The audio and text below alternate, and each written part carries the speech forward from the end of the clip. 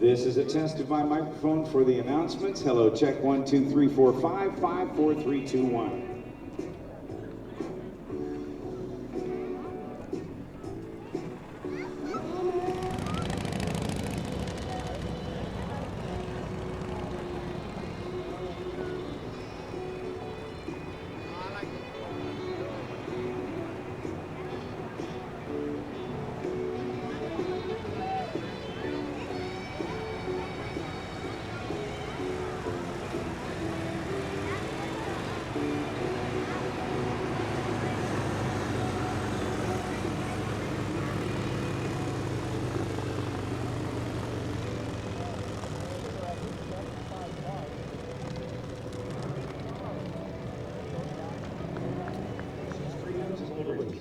They encourage those who share this respect to join them in support of all those who have served. The Patriot Guard has chapters in every state and several overseas posts with a membership of over 300,000. The Virginia Patriot Guard welcomes all to join. Their only requirement is respect. The Patriot Guard is standing for those who stood for us and joining them today are members of the Beachcombers Corvette Club, founded in 1982. They're local to the Virginia Beach area. They have over 100 club member families who are about fun and enjoyment of owning, driving, maintaining, and restoring Corvettes. Of course, you won't want to miss the United States Navy Blue Angels. All of that in the air and on the ground as we aviate, as we celebrate, and as we commemorate. Today, ladies and gentlemen, we get to wave the flag. We get to celebrate freedom. Hello, everybody. My name is Rob Ryder. I'm from Cincinnati, and it is great to be back here at Oceana to bring you the action here on what is just an absolutely perfect day as we have welcomed the Patriot Guard, the Chevy Corvette Club, the Beachcombers, and the Civil Air Patrol to help us open the show. It's the Navy's heaviest lift helicopter, with a maximum gross weight, if I remember my numbers correctly, of around 63,000 pounds for our left shoulder. That means the jumpers will now, as they are already away and under canopy, let's watch them as they work their way into position. For what we are going to see is canopy relative work. In free fall on the left, you can see the two jumpers flying together with smoke. The year was 1814. Our young United States of America was involved in the War of 1812, what many historians consider to be our second War of Independence. And while he was aboard that ship, he watched and witnessed a 25-hour shelling of Baltimore's Fort McHenry, when some 1,500 shells, mortars, and cannonballs were fired on the fort. And over the night, that attorney feared that the fort would be overtaken by the British. But the next morning, he didn't see a white flag of surrender. That attorney was also an amateur poet, and he was inspired to write a poem called The Defense of Fort McHenry. His name, Francis Scott Key. And the first stanza of that poem became our national anthem.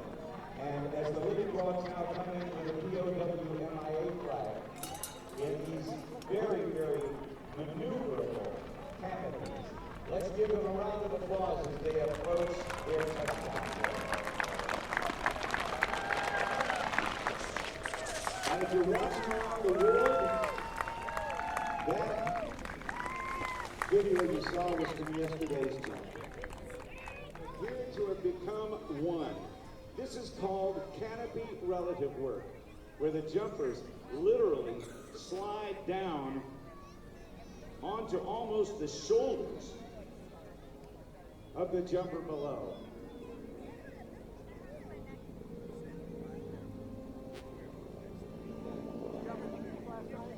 These canopies are just like wings. You'll pull on both steering lines simultaneously to put on the brakes for a soft landing.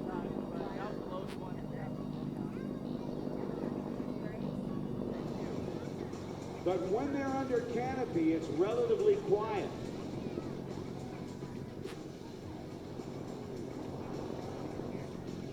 Now, ladies and gentlemen, I would ask wherever you are within the sound of my voice to stop where you are. Please remove your caps. Stand. If you're in uniform, come to attention.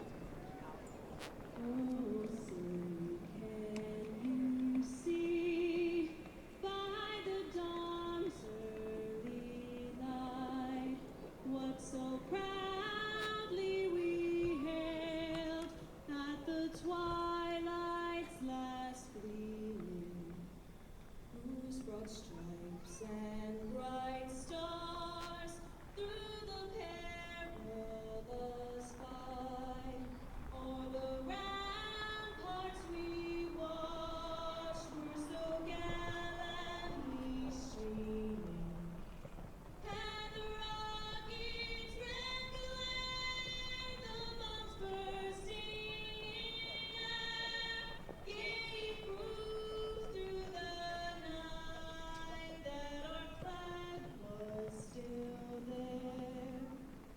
Oh, say does that star-spangled banner yet wave o'er the land of the free and the home of the brave?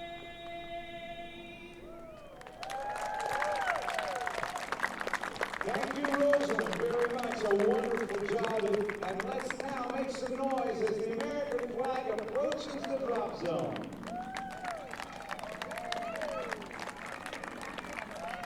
Now, people have said if the flag touches the ground, it has to be destroyed. But we've got people on the way to retrieve it, and that is the rule. As long as there's an effort made to retrieve it, then we're good to go.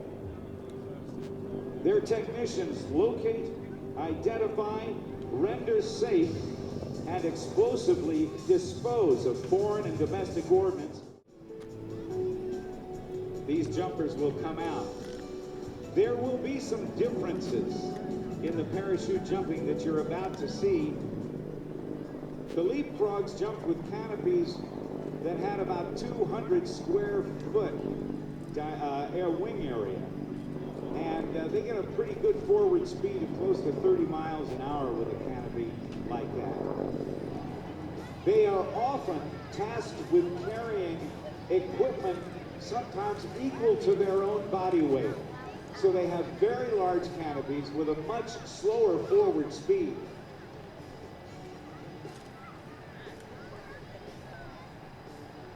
To introduce the group jumping today, we have a team led by EOD Senior Chief Anthony Byrne, the Air Operations Officer and LCPO for EOD Training and Evaluation Unit 2.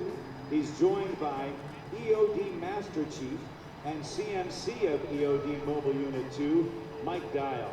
High altitude, high opening, or high altitude, low opening, or halo. When they jump from 30,000 feet, they've got helmets on, they've got oxygen masks on, so they've got air to breathe when they're up there. And if they do a halo or a high altitude, high opening jump, they can literally travel a couple dozen miles under canopy.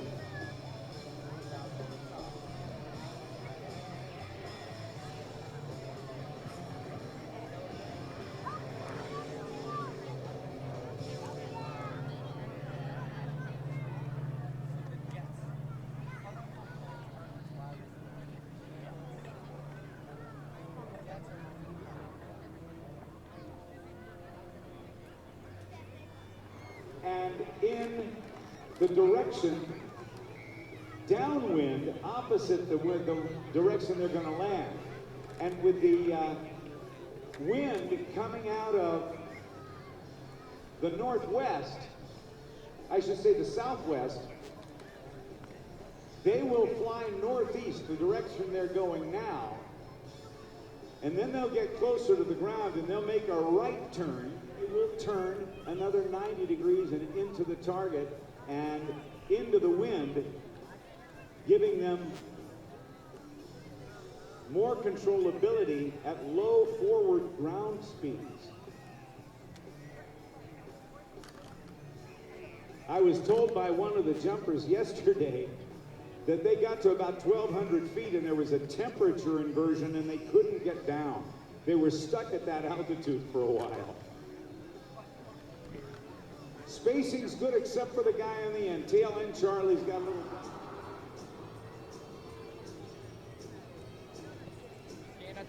Now let's watch the final turn into the wind. And they can hear you. It's quiet up there. Come on, Virginia Beach, make some noise. The water you can yell more after everything. Here's the turn the corner and goes. Pulling on that right steering line and headed in.